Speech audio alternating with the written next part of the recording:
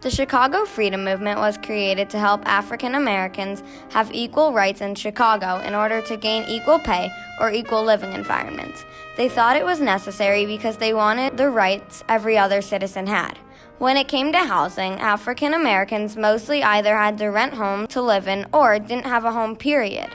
There were many absentee landlords who were not willing to make repairs to apartments lived in by black tenants, nor could landlords sell homes to people in certain neighborhoods because of covenant rules.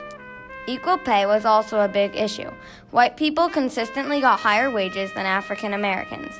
Because of the Chicago Freedom Movement, segregation is illegal. The Supreme Court was also involved in the situation and had banned all the covenants of the housing discrimination issue. For example, in Chicago, an outcome was that landlords had to be willing to fix black tenants' apartments.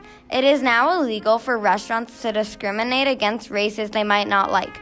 There is also no longer allowed to be redlining, and neighborhoods can't be considered hazardous by the government just because most of the population isn't white. Landlords have certain rights about deciding who lives in their buildings, but there are non-discriminatory laws, and all tenants have to be treated equally in their time period.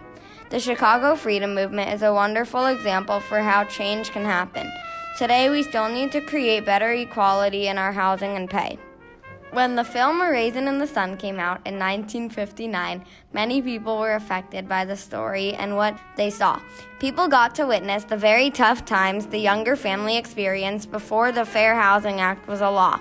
People witnessed unfair housing with characters they cared about and understood how important the Fair Housing Act was and how segregation is common in their time period.